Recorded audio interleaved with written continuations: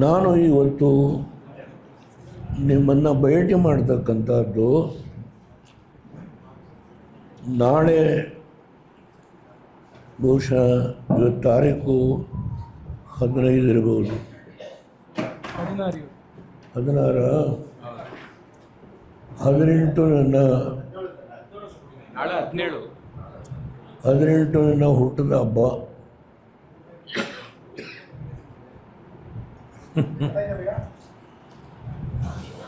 ತೊಂಬತ್ಮೂರು. ನಗ್ತಾ ಇದ್ದೇನೆ ನಿಮ್ಮ ಜೊತೆ.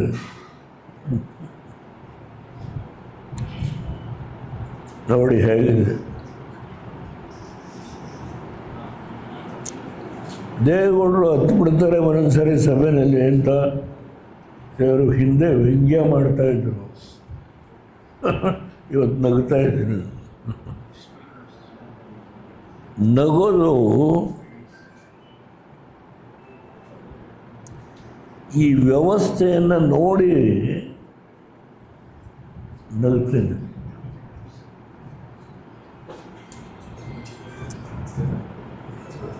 ನನ್ನ ಸ್ನೇಹಿತ ಸಿದ್ದರಾಮಯ್ಯ, ನನ್ನ ಕೊಲೆಗೂ ಒಟ್ಟಿಗೆ ನಾವು ಕೆಲಸ ಮಾಡಿದವರು. ನಾನು ಲಘುವಾಗಿ ಮಾತನಾಡಲ್ಲ.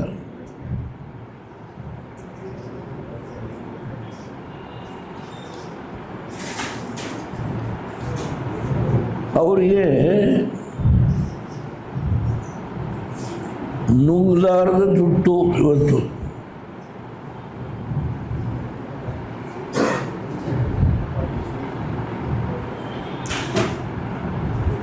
ಇದೇ ಸಂಕಷ್ಟನ ಕುಮಾರಸ್ವಾಮಿನೂ ಅನುಭವಿಸಿದ್ರು ಒಂದು ಕಾಲದಲ್ಲಿ.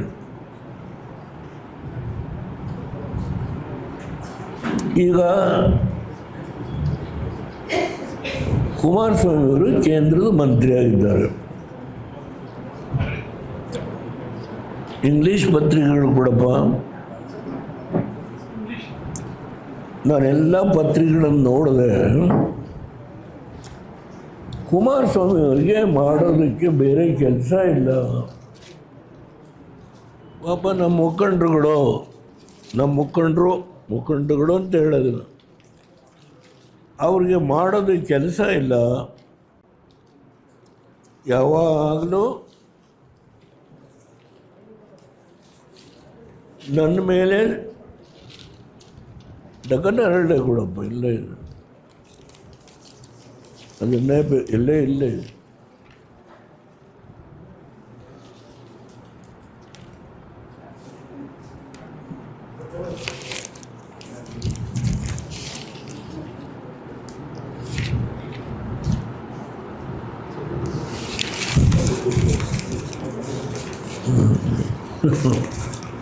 ಕುಮಾರಸ್ವಾಮಿ ಅವ್ರಿಗೆ ಈ ಪೇಟಿಗಿದ್ದು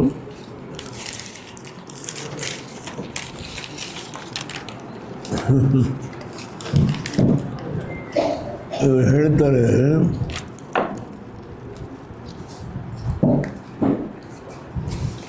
ನಿನ್ನ ಸ್ಪೆಕ್ಟ್ಸ್ಗಳು ಸ್ಪೆಕ್ಟ್ಸ್ ಕೊಟ್ಟು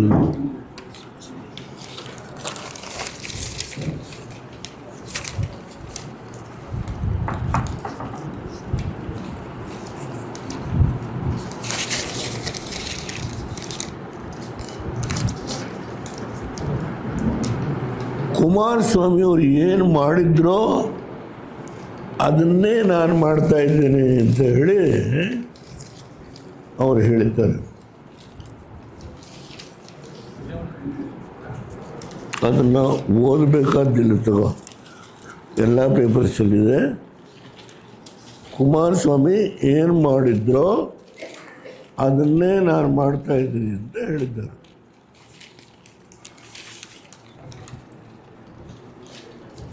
Shivakumar takes a dig at HDK for criticizing Bidadi Township project. Details ಎಲ್ಲ ಇದೆ.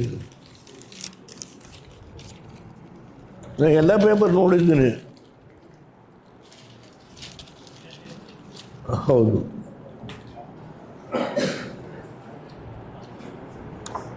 1994ರಲ್ಲಿ ನಾನು ರಾಮನಗರದಲ್ಲಿ ಗೆದ್ದು ಈ ರಾಜ್ಯದ ಮುಖ್ಯಮಂತ್ರಿ ಆದೆ.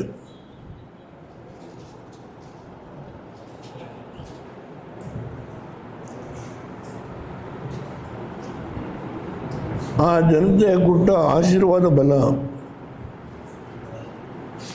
ಈ ದೇಶದ ಪ್ರಧಾನಮಂತ್ರಿನೂ ಆದೆ.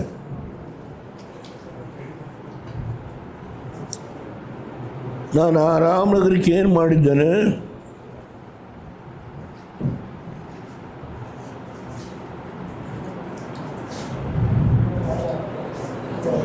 ಇಂಡಸ್ಟ್ರಿ, ಮತ್ತೊಂದು ನೀರಾವರಿ, ಈವನ್ ಶುಗರ್ ಫ್ಯಾಕ್ಟ್ರಿ, ಬೆಂಗಳೂರು ಏನು ನೀರು ಕೊಡ್ತೇವೋ ಕುಡಿಯುವ ನೀರನ್ನ, ಅದು ರಾಮನಗರ, ಸಾತ್ನೂರು, ಚನ್ನಪಟ್ಟಣ, ಈ ಎಲ್ಲ ಟೌನ್ಗಳಿಗೆ ಕುಡಿಯುವ ನೀರು. ತಿಮ್ಮೇಗೌಡ ಅಂತ ಹೇಳಿ ಒಬ್ಬ ಶುಗರ್ ಫ್ಯಾಕ್ಟ್ರಿ, ನಂಗೆ ಜ್ಞಾಪಕ ಇದೆಯಪ್ಪ,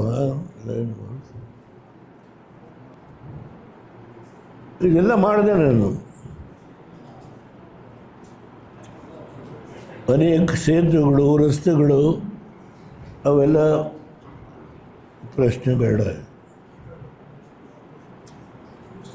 ಈಗ ಭಾಳ ಮುಖ್ಯವಾಗಿ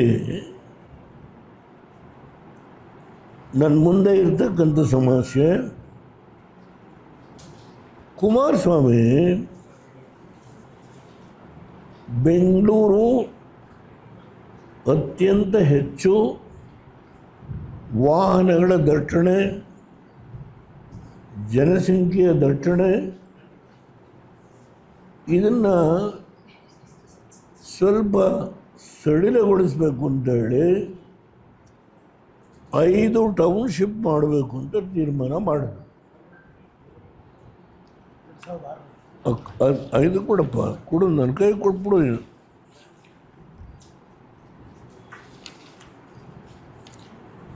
ಇಲ್ಲಿದೆ ಅದರ ಕಾಪಿ.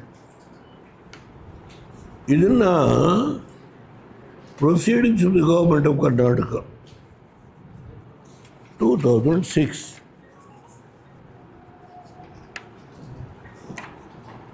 ಇಲ್ಲಿದೆ.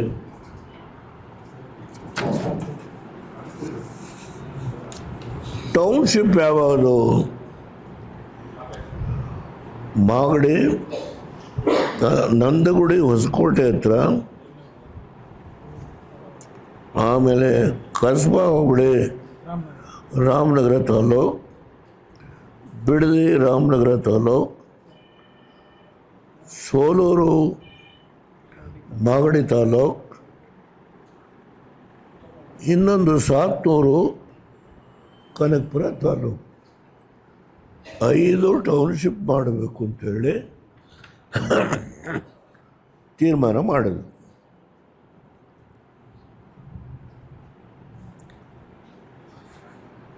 ಅದಕ್ಕೆ ಒಂದು ಕಂಪನಿಯವರು 400 ಕೋಟಿ ಡಿಪಾಸಿಟು ಮಾಡಿದ್ರು ರಾಮನಗರಕ್ಕೆ, ಬಿಗಡದಿಗೆ. ವಿಶೇಷವಾಗಿ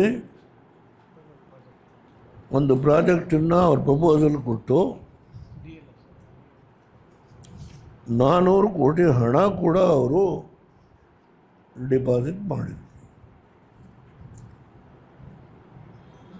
ಇವರು ಭೂಮಿನ ಅಕ್ವೈರ್ ಮಾಡೋದಕ್ಕೆ ನೋಟಿಫಿಕೇಶನ್ ಮಾಡಲಿಲ್ಲ,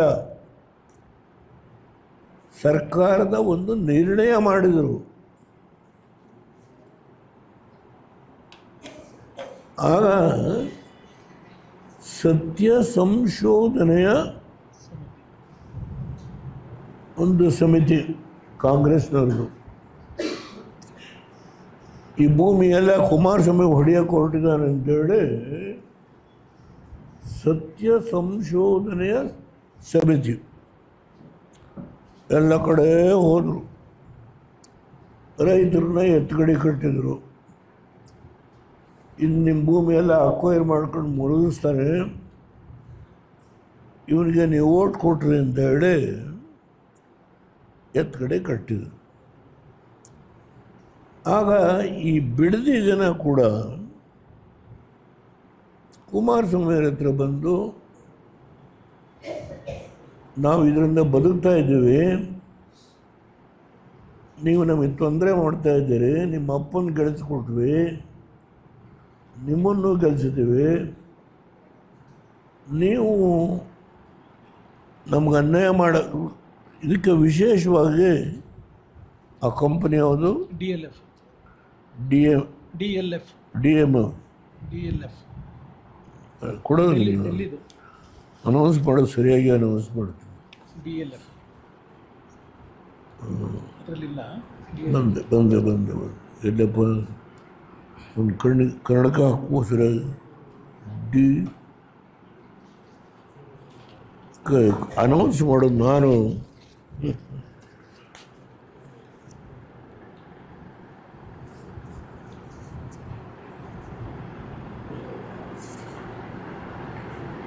ಸಚಿವ ಸಂಪುಟದ ಬಂದು ಇಲ್ಲಿ ಕಂಪನೀಸ್ DLF ಅಂತ DAM ಕೊಡುವುದು DLF ಡೆಲ್ಲಿ ಬೇಸ್, ಡೆಲ್ಲಿ ಬೇಡ. ಆ ಕಂಪನಿ 400 ಕೋಟಿ ಕೂಡ ಡಿಪಾಸಿಟ್ ಮಾಡಿದ್ರು. ಈ 4 ಟೌನ್ಶಿಪ್ಪಲ್ಲಿ ಬಿಡದಿಗೆ ಕುಮಾರಸ್ವಾಮಿಯವರು ಆ ಕಂಪನಿಗೆ 400 ಕೋಟಿ ರೂಪಾಯಿ ಅವರು ಇನ್ವೆಸ್ಟ್ ಮಾಡಿ ಅವರು ಒಂದು ಪ್ರಾಜೆಕ್ಟ್ ರಿಪೋರ್ಟ್ನ ಸಬ್ಮಿಟ್ ಮಾಡುತ್ತಾರೆ. ಅದು ದೊಡ್ಡ ಪ್ರಮಾಣದ ಪ್ರಾಜೆಕ್ಟ್ ರಿಪೋರ್ಟು, ಸುಮಾರು ಒಂದು ಟೌನ್ಶಿಪ್ನೇ ಮಾಡಬೇಕು ಅಂತೇಳಿ ಮಾಡ್ತಾರೆ. ಜನ ಎಲ್ಲ ತುಂಬ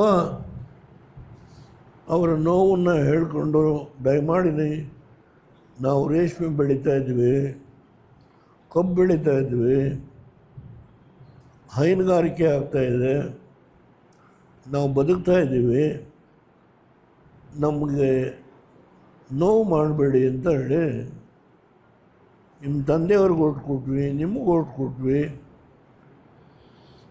ಅಲ್ಲಿಗೆ ಕುಮಾರಸ್ವಾಮಿಯವರು ಗೆಜೆಟ್ ನೋಟಿಫಿಕೇಷನ್ ಮಾಡಿ ಆ ಭೂಮಿನ ತಗೊಳ್ಳೋದನ್ನು ಕೈ ಬಿಡ್ತಾರೆ ಎಲ್ಲ ಕಡೆ. 5 ಟೌನ್ಶಿಪ್ಗಳದ್ದು ಕೈ ಬಿಡ್ತಾರೆ. ಇದು ಕೇವಲ ಬಿಡದಿ ಅಂತ ಅಲ್ಲ, 5 ಟೌನ್ಶಿಪ್ದು ಕೈ ಬಿಡ್ತಾರೆ. ಸರಿ ತಾನೇ? ಈಗ ಪಾಪ ಹೊಸ ಯೋಜನೆಗಳು, ಬೆಂಗಳೂರಿನ ಜವಾಬ್ದಾರಿ, ನೀರಾವರಿ ಜವಾಬ್ದಾರಿ, ಒಂದು ರಾಷ್ಟ್ರೀಯ ಪಕ್ಷದ ಅಧ್ಯಕ್ಷ ಸ್ಥಾನದ ಜವಾಬ್ದಾರಿ, ಇದೆಲ್ಲ ಹೊತ್ತಿರ್ತಕ್ಕಂಥ ಸಂದರ್ಭದಲ್ಲಿ ಆಮೇಲೆ ಈಗ ಮುಖ್ಯಮಂತ್ರಿ ಆಗಬೇಕು ಅನ್ನೋದು ಅದೇನೋ ಒಡಂಬಡಿಕೆ ಆಗಿದೆ ಅಂತೇಳಿ ಬೆಳಗಿಂದ ಸಾಯಂಕಾಲದವರೆಗೂ ಅದು ನಿಮ್ಗಳ ಮುಂದೆ ಒಂದು ಮನೋರಂಜನೆ ಕಾರ್ಯಕ್ರಮ ನಾವು ನೋಡ್ತಾ ಇರ್ತೇವೆ. ಅದು ಒಂದು ಕಡೆ. ಇಲ್ಲಿ ಇವರು ಈ ಜನ ಏನಿದ್ದಾರೆ ಅವರು ಕಣ್ಣೀರಿನಲ್ಲಿ ಕೈ ತೊಳಿತಾ ಇದ್ದಾರೆ.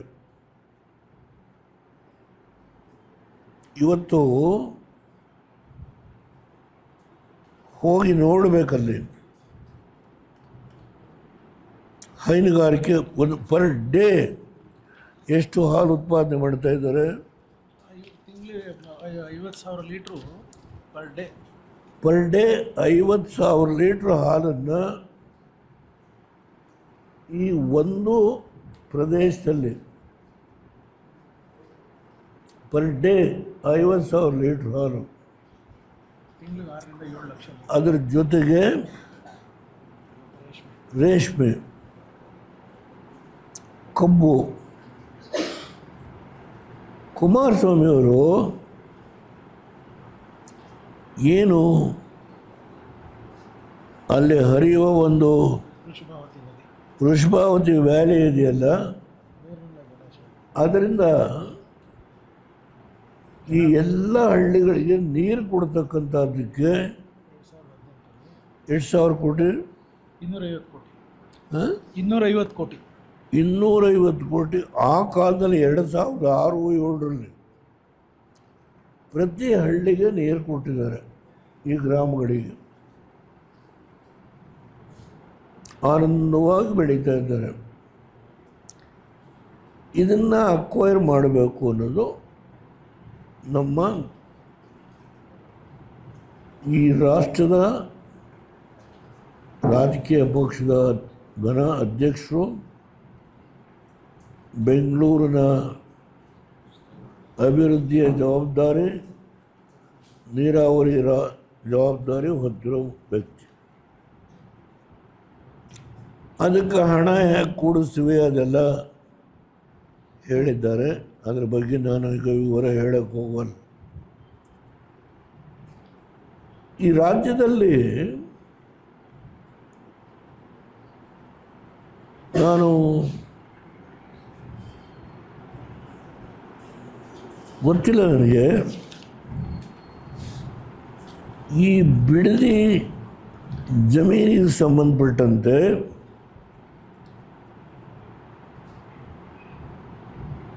ಈ ಬೆಂಗಳೂರು ಮೈಸೂರು ಇನ್ಫ್ರಾಸ್ಟ್ರಕ್ಚರ್ ಕಾರಿಡಾರ್ ಸಂಸ್ಥೆ ಇದೆಯಲ್ಲ, ಅದರ ಮುಖ್ಯಸ್ಥ ಕೂಡ ಬಿಡದಿ ಟೌನ್ಶಿಪ್ ಆದರೆ ನಂದು ತೊಂದರೆ ಆಗುತ್ತೆ ಅಂತ ಒಂದು ಅರ್ಜಿ ಹಾಕಿಸ್ತಾನೆ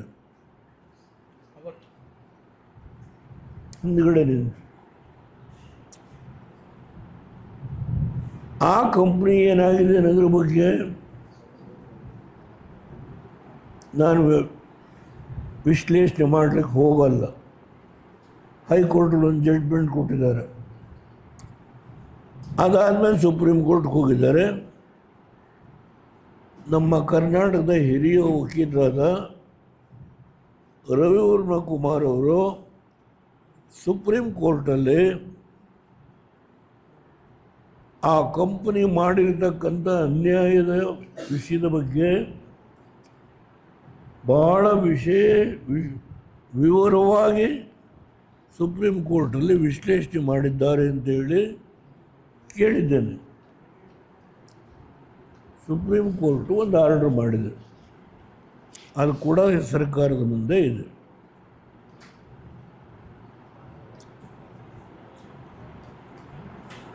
ಅದರ ಬಗ್ಗೆ ಕೂಡ ಕ್ರಮ ತಗೊಳ್ಳೋದಕ್ಕೆ ಮುಖ್ಯಮಂತ್ರಿಗಳಿಗೆ ನಾನು ಕಾಗದ ಬರೆದಿದ್ದೆ.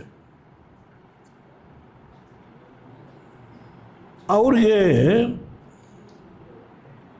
ಈ ಬೆಂಗಳೂರಿನ 5 ಭಾಗಗಳಾಗಿ ಮಾಡಿದ್ದಾರಲ್ಲ, GBA 5 ಕಾರ್ಪೊರೇಷನ್, ಅದು ರಾಮನಗರನೂ ಒಂದು ಕಾರ್ಪೊರೇಷನ್ ಇರಬೇಕೇನು, ಅದೆಲ್ಲ ಹೊಣೆಗಾರಿಕೆ ನಮ್ಮ ರಾಷ್ಟ್ರೀಯ ಪಕ್ಷದ ಅಧ್ಯಕ್ಷರು, ಬೆಂಗಳೂರು ಡೆವಲಪ್ಮೆಂಟ್ ಅಥಾರಿಟಿ ಅಧ್ಯಕ್ಷರು, BDA ಎಲ್ಲ ಅವ್ರದ್ದೇ. ಈ ಮೊನ್ನೆ ಒಂದು ಜಡ್ಜ್ಮೆಂಟ್ ಆಯಿತು, ಅದು ಯಾವುದೋ ಇಲ್ಲಿ ಯಾವುದೋ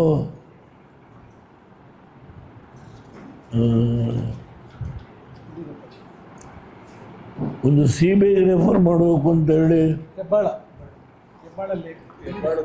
ಹೆಬ್ಬಾಳದ್ದು ಅದೊಂದು ಜಡ್ಜ್ಮೆಂಟ್ ಆಯಿತು. ಇದು ಏನಾಗಿದೆ ಅಂದರೆ ಸಿದ್ದರಾಮಯ್ಯರಿಗೆ ನುಂಗ್ಲಾರು ತುತ್ತಾಗಿದೆ. ಅವ್ರ ಹುಟ್ಟುಹಬ್ಬಕ್ಕೆ ಅಧಿಕಾರ ಟ್ರಾನ್ಸ್ಫರ್ ಆಗೋಯ್ತು. ಇನ್ನೇನು ನಾಳೆ ಬೆಳಗ್ಗೆ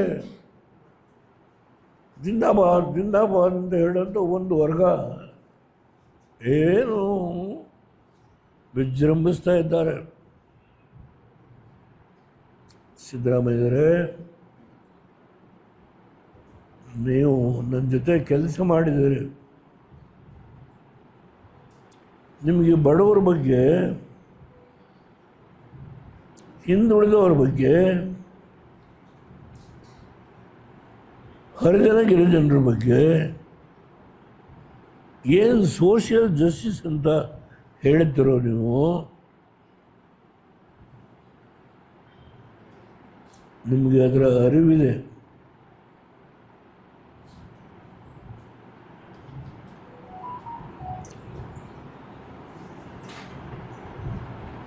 ಎಲ್ಲೋ ಕೂತು ಮಾತಾಡಿದ್ವಿ, ಅದರಿಂದ ಅಧಿಕಾರ ಟ್ರಾನ್ಸ್ಫರ್ ಆಗಬೇಕು ಅಂತ ಅದೆಲ್ಲೋ ಕತೆ ನಡೀತಾ ಇದೆ. ಅದು ನಂಗೆ ಸಂಬಂಧ ಇಲ್ಲ.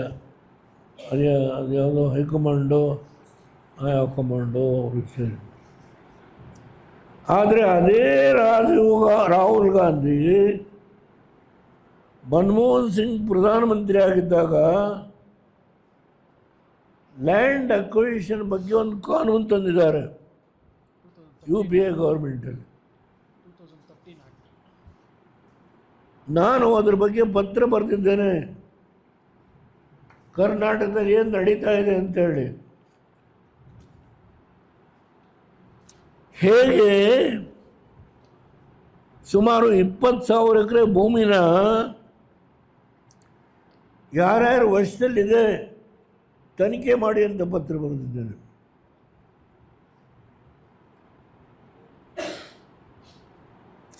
ಇವತ್ತು ಹೆಬ್ಬಾಳದದ್ದು ಅದ್ರ ಬಗ್ಗೆ CBIಗೆ ಹೋಗಬೇಕು ಅಂತ ಹೇಳಿ ಒಂದು ಜಡ್ಜ್ಮೆಂಟ್ ಕೊಡ್ತಾರೆ. ಸಿದ್ದರಾಮಯ್ಯರೇ, ಈ ಬೆಂಗಳೂರಿನ ಹೊಣೆಗಾರಿಕೆಯನ್ನು ಹೊತ್ತಿರತಕ್ಕಂಥ ರಾಷ್ಟ್ರೀಯ ಪಕ್ಷದ ಅಧ್ಯಕ್ಷರಾಗಿರುವ ನಿಮ್ಮ ಪಕ್ಷದ ಮುಖಂಡರ ಒತ್ತಡಕ್ಕೆ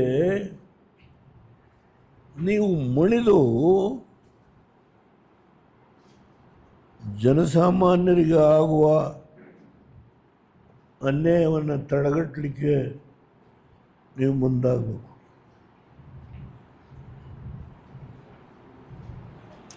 ನನಗೆ ನನ್ನ ಮುಂದೆ ಇರೋದು ಯಾವ ಬಿಡದಿಯ ಜನ ಇವತ್ತು ಕಣ್ಣೀರಲ್ಲಿ ಕೈ ತೊಳಿತಾ ಇದ್ದಾರೆ. ಯಾರು ಅವ್ರ ಹತ್ರ ಹೋಗಿ ನೋಡಿರೋರು? DC ಹೋಗಿದ್ದಾರಾ? ಅವ್ರು ಕೂತ್ಕೊಂಡು ಅಳ್ತಾ ಇದ್ದಾರೆ, ಅಲ್ಲಿ ಕಣ್ಣೀರಲ್ಲಿ ಕೈ ತೊಳಿತಾ ಇದ್ದಾರೆ. ನಿಖಿಲ್ ಕುಮಾರಸ್ವಾಮಿ ಹೋದರು, ರಮೇಶ್ ಗೌಡರು ಹೋದರು, ಮಂಜು ಹೋದರು. ಏನು ಎಲ್ಲ ಹೋರಾಟ ನಡೀತು. ಅಲ್ಲಿಯ ಶಾಸಕರು ಹೋಗಲ್ಲ ಅಲ್ಲಿಗೆ.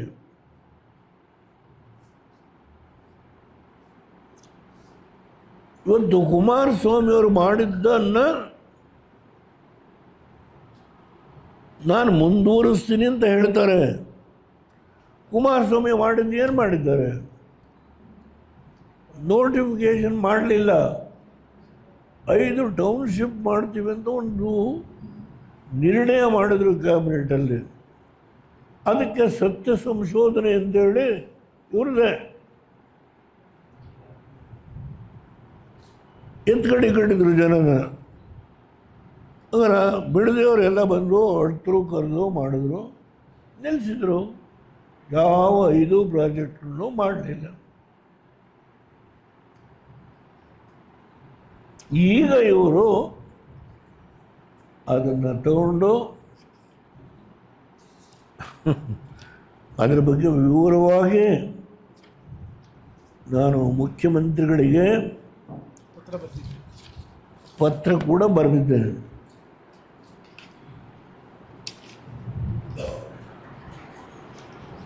ನಾನು ಬಹುಶಃ ನಾಡಿದ್ದು ನಂದು ಹುಟ್ಟುಹಬ್ಬ. -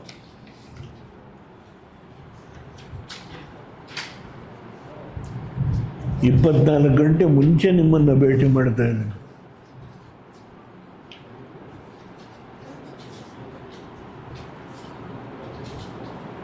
ಹತ್ತೊಂಬತ್ತನೇ ತಾರೀಕು ಅಥವಾ 20ನೇ ತಾರೀಕು ಈ ಆಫೀಸಲ್ಲಿ ಮತ್ತೊಮ್ಮೆ ನಿಮ್ಮನ್ನೆಲ್ಲ ಭೇಟಿ ಮಾಡ್ತೀನಿ. ನನ್ನ ಹೋರಾಟ ಇವತ್ತಿಂದ ಪ್ರಾರಂಭ ಆಗಿದೆ. ಈ ರಾಜ್ಯದಲ್ಲಿ ಬಡ ಜನತೆಯ ಜಮೀನನ್ನು ಬೆಂಗಳೂರಲ್ಲಿ, ಬೆಂಗಳೂರು ಸುತ್ತಮುತ್ತ ಹೇಗೆ ಇವತ್ತು ಅಕ್ರಮ ನಡೆದಿದೆ ಅನ್ನೋದನ್ನು 3 ಜಡ್ಜ್ಮೆಂಟು ಹೈಕೋರ್ಟ್ನವರು ಏನು ಕೊಟ್ಟಿದ್ದಾರೆ, ಅದರ ಜೊತೆಗೆ BDAನಲ್ಲಿ ಏನೇನು ನಡೆದಿದೆ, ಇದ್ರ ಬಗ್ಗೆ ವಿಷಯ ಸಾಕಷ್ಟು ಮಾಹಿತಿ ನಾನು ಸಂಗ್ರಹಣೆ ಮಾಡಿ ಮುಖ್ಯಮಂತ್ರಿಗಳಿಗೆ ಮತ್ತೊಂದು ಪತ್ರವನ್ನು ಬರೀತೇನೆ. ಅವ್ರನ್ನ ವಿನಂತಿ ಮಾಡ್ತೇನೆ, ಅವರು ಬಡವರ ಪರವಾಗಿ ನಾನು ಅಹಿಂದಾಂನ ಮಾತನ್ನು ಬಳಸಕ್ಕೆ ಹೋಗಲ್ಲ. ಅಲ್ಪಸಂಖ್ಯಾತರು, ಹಿಂದುಳಿದವರು, ದಲಿತರು ಎಲ್ಲ ಸಮುದಾಯ ಬರುತ್ತೆ. ದಲಿತರು ಅಂದರೆ ಬರೀ ನಮ್ಮ ಲೆಫ್ಟ್ ಹ್ಯಾಂಡು ರೈಟ್ ಹ್ಯಾಂಡು ಅಂತ ಅಲ್ಲ, ಎಲ್ಲ ಸಮಾಜ ಬರುತ್ತೆ.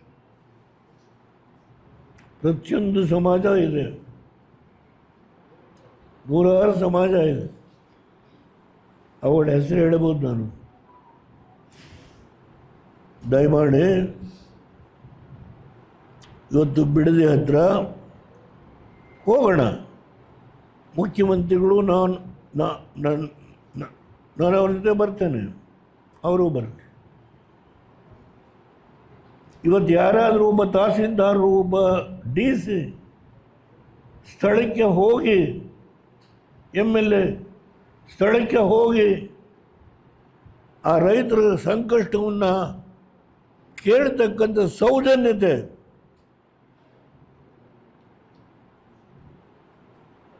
ಯಾರಾದರೂ ಮಾತಾಡಿದರೆ ಅರೆಸ್ಟ್ ಮಾಡ್ತೀವಿ, ನಿಮ್ಮನ್ನು ಒಳಗಾಗ್ತೀವಿ. Be careful. ಪೊಲೀಸ್ ನಮ್ಮ ಕೈಲಿದೆ. ಈ ಥ್ರೆಟನಿಂಗು ಹೌದಾ, 65 ವರ್ಷ 1962 ನಾನು ಅಸೆಂಬ್ಲಿಗೆ ಎಂಟ್ರಾದೆ.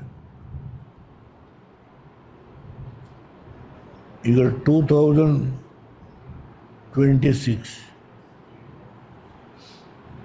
ಸುದೀರ್ಘ ರಾಜಕಾರಣ, ಬರೀ ಹೋರಾಟ. ಸಿದ್ದರಾಮಯ್ಯರಿಗೆ ಗೊತ್ತಿದೆ. ನಾನು ಮಿನರ್ವಾ ಮಿಲ್ಸ್ ಪ್ರಶ್ನೆ ಬಂದಾಗ ದೇವರಾಜ ಮನೆ ಮುಂದೆ ಧರಣ ಕೂತೆ ನಾನು.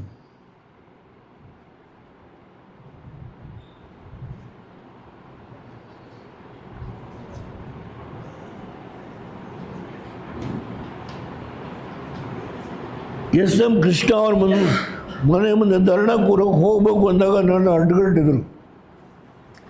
ಅದು ಒಂದು ದೊಡ್ಡ ಇತಿಹಾಸ.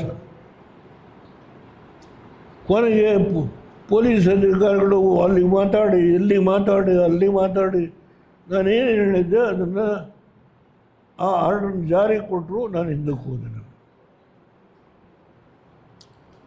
ಒಂದು ಕಾಲದಲ್ಲಿ ಯಡಿಯೂರಪ್ಪನ ಮನೆ ಮುಂದೂ ನಾನು ಧರಣ ಕೂತಿದ್ದೇನೆ. ಒಂದು ಕಾಲದಲ್ಲಿ ನನ್ನ ಸ್ನೇಹಿತರು ಸಿದ್ದರಾಮಯ್ಯ, ನಾನು ಆ ಮಟ್ಟಕ್ಕೆ ಹೋಗೋದಿಲ್ಲ. ಅವ್ರಿಗೆ ವಿನಂತಿ ಮಾಡ್ತಾನೆ, ಈ ವಿಷಯನ ದಯಮಾಡಿ ಲಘುವಾಗಿ ತಗೋಬೇಡಿ. ನೀವು ನಾನು ಮತ್ತೊಂದು ಪತ್ರವನ್ನು ವಿವರವಾಗಿ ಏನು ನಡೆದಿದೆ, ಏನು ನಡೀತಾ ಇದೆ, ಇದೊಂದು ದಂಧೆ.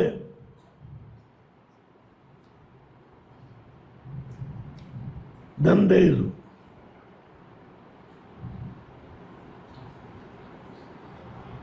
ಯಾವ ಸಂದರ್ಭದಲ್ಲಿ ಎಷ್ಟೆಷ್ಟು ಭೂಮಿಗಳನ್ನು ರೈತರ ಹತ್ರ ತಗೊಂಡು ಅದಕ್ಕೆಷ್ಟು ಕಾಂಪನ್ಸೇಷನ್ ತಗೊಂಡಿದ್ದಾರೆ. ಕನಕಪುರ ತಾಲೂಕಲ್ಲಿ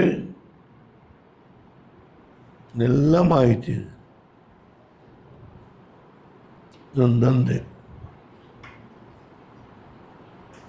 ಅದರಿಂದ ಮುಖ್ಯಮಂತ್ರಿಗಳು ಇದನ್ನೆಲ್ಲ ಸಹಿಸ್ಕೊಂಡು ಬರ್ತಾ ಇದ್ದಾರೆ. ಒಂದು ಕಡೆ ಹೈಕಮಾಂಡ್ ಒತ್ತಡ, ಒಂದು ಕಡೆ ಇವ್ರದ್ದು ನಾವೆಲ್ಲೋ ಮಾತಾಡಿದ್ವಿ, ಅದು ಎಲ್ಲಿ ಮಾತಾಡಿದ್ರು ಎಲ್ಲ ಬಿಟ್ಟು ನಿಗೂಢವಾದ ಸಮಸ್ಯೆ. ಅದ್ರ ಬಗ್ಗೆ ಹೈಕಮಾಂಡ್ ಮುಂದೆ ಚರ್ಚೆ, ನನಗೆ ಸಂಬಂಧ ಇಲ್ಲ ಅದು. ಆದರೆ ಇಂಥ ಮಹಾನುಭಾವ ಇವತ್ತೇನು ನಡೆಸ್ತಾ ಇದ್ದಾರೆ, ಇದರ ಬಗ್ಗೆ ಈ 3 ಜಡ್ಜ್ಮೆಂಟ್ಗಳು ಬಂದವರಲ್ಲ, ಈ ಸಂದರ್ಭದಲ್ಲಿ ಇವರು ಬೆಂಗಳೂರಿನ ಹಿತವನ್ನು ರಕ್ಷಣೆ ಮಾಡೋರು, ಬಡವರ ಹಿತವನ್ನು ರಕ್ಷಣೆ ಮಾಡೋರು. 5 ಕಾರ್ಪೊರೇಷನ್, ಅದಕ್ಕೆ 5 ಜನ ಮುಖ್ಯಸ್ಥರು ಏನು ವಿಜೃಂಭಿಸ್ತಾ ಇದ್ದಾರೆ. ಅದರಿಂದ ಮತ್ತೆ ನಿಮ್ಮನ್ನು ನಾನು ಸಿದ್ದರಾಮಯ್ಯರಿಗೆ ಪತ್ರ ಬರೆದಾದಮೇಲೆ ಬಹುಶಃ 18 ನನ್ನ ವರ್ಷಕ್ಕೊಂದು ಸಾರಿ ದೇವರ ಪೂಜೆ ಅಂತೆಲ್ಲ ಮಾಡ್ತಾರೆ. 19 ಅಥವಾ 20 ಮತ್ತೆ ಈ ಆಫೀಸಲ್ಲಿ ನಾವು ನೀವೆಲ್ಲ ಸೇರೋಣ. ದೃಷ್ಟಿ ಮಾಧ್ಯಮ, ಅಚ್ಚು ಮಾಧ್ಯಮ,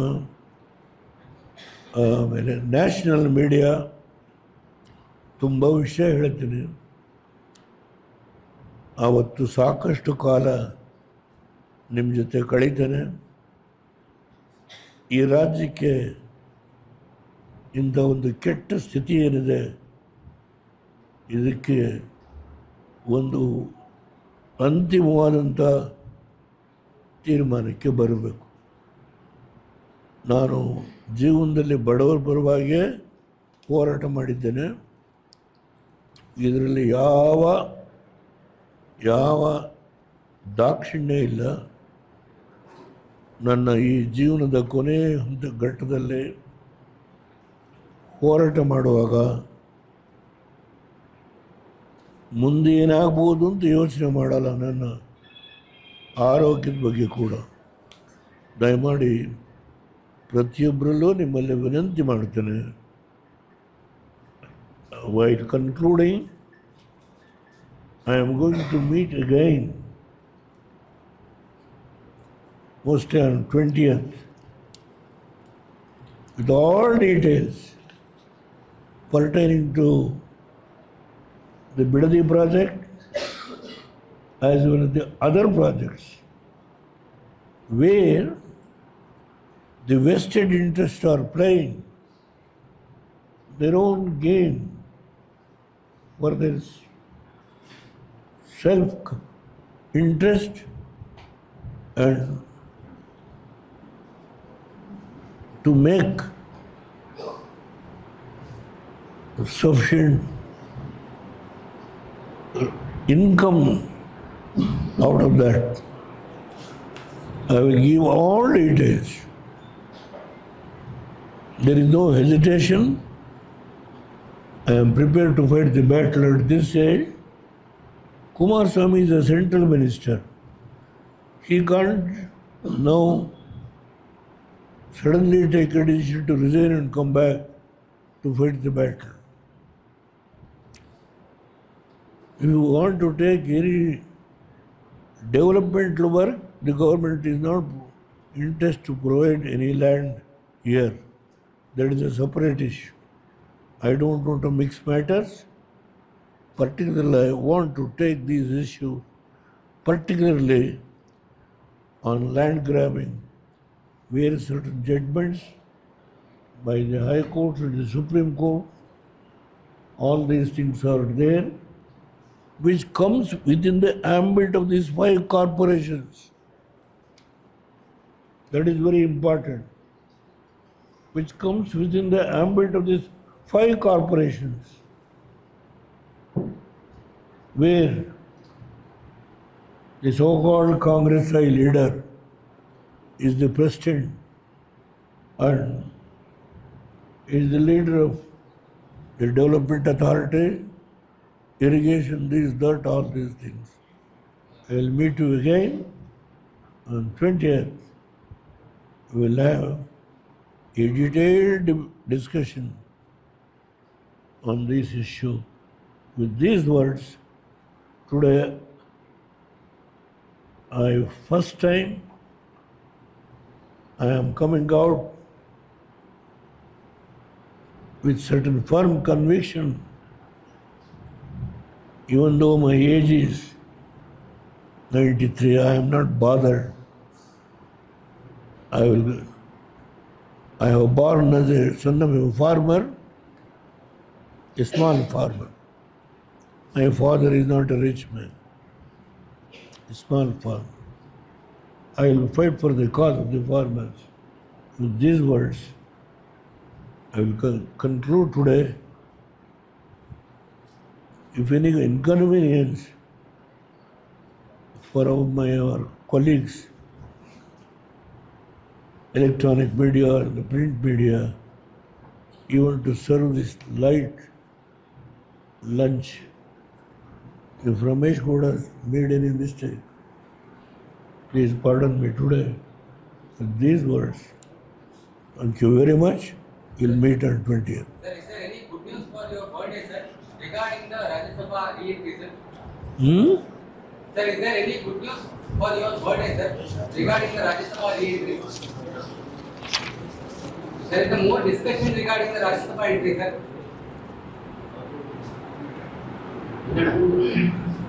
ರಾಜ್ಯಸಭಾ ಕೇಳ್ತಾ ಇದ್ದಾರೆ. ಏನು ಆ ಸ್ಥಳಕ್ಕೆ ಹೋಗ್ತೀನಿ ಅಂತೇಳಿ ಡಿ ಕೆ ಶಿವಕುಮಾರ್ ರೈತ ಹೊಡೆದ್ರೂ ಪರವಾಗಿಲ್ಲ, ಬೈದ್ರೂ ಪರವಾಗಿಲ್ಲ ಅಂತ ಹೇಳ್ತಿದ್ದಾರೆ. ಅವ್ರು ಹೋಗಿ ರೈತರು ಹತ್ರ ಹೊಡೆಸ್ಕೊಂಡು ಬರ್ತಾರಲ್ಲ, ಆಮೇಲೆ ಮಾತಾಡೋಣ. ಅಲ್ಲಿಗೆ ಹೋಗಿ ಅವ್ರು ಹೊಡೆಸ್ಕೊಂಡು ಬರ್ತಾರಲ್ಲ, ಆಮೇಲೆ ಮಾತಾಡೋಣ. ಈಗ ನಾನು ಅವರು ರೈತರ ಮಗನೇ. ಒಂದು ನಿಮಿಷ ಕೇಳ್ರಿ, ನನ್ನ ವಿರುದ್ಧ ಅವ್ರು ನಿಂತಿದ್ರು. ಸಂಜೆ 5 ಗಂಟೆಗೆ ಪೋಲಿಂಗು ಕಂಪ್ಲೀಟ್ ಆಯಿತು. 5:30 ಗಂಟೆಗೆ ಹೆಣ ಬಿತ್ತು.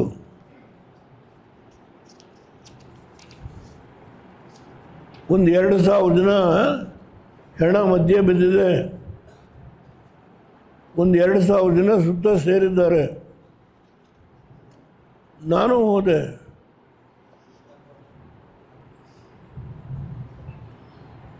No police, no police.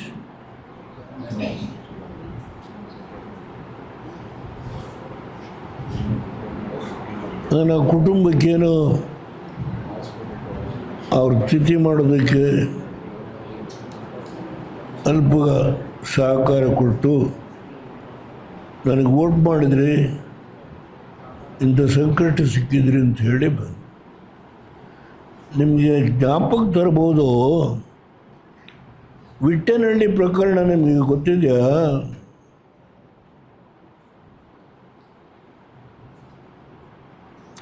ಹೆಣ ತಗೊಂಡೋಗಿ ನಾನೇ ದಫನ್ ಮಾಡಿಸ್ದೆ.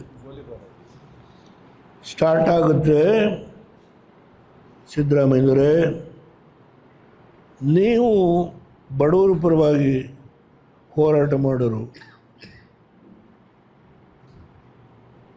ನಿಮ್ಮ ಕಷ್ಟ ನನಗೆ ಗೊತ್ತಿದೆ. ಆದರೆ ನೀವು ಯಾವಾಗ ಬಡವರ ಪರವಾಗಿ ಹೋರಾಟ ಮಾಡ್ತೀರೋ ಏನೇ ಸಂಕಷ್ಟ ಬಂದರೂ ಅದನ್ನು ಎದುರಿಸಿ ನಿಲ್ಲುವ ಸಾಮರ್ಥ್ಯ ನಿಮಗೆ ಇದೆ ಅಂತ ಹೇಳಿ ನಾನು ಭಾವಿಸಿ ನಿಮಗೆ ಮತ್ತೊಂದು ಪತ್ರವನ್ನು ಬರೀತೇನೆ. ದಯಮಾಡಿ ನೀವು ಕ್ರಮ ತೆಗೆದುಕೊಳ್ಬೇಕು ಅಂತೇಳಿ ವಿನಂತಿ ಮಾಡ್ತೇನೆ. ಮತ್ತೆ ಮಾಧ್ಯಮ ಸ್ನೇಹಿತರನ್ನ 20 ತಾರೀಕು ಭೇಟಿ ಮಾಡ್ತೇನೆ. ನಿಮ್ಮೆಲ್ಲರಿಗೂ ನಮಸ್ಕಾರ.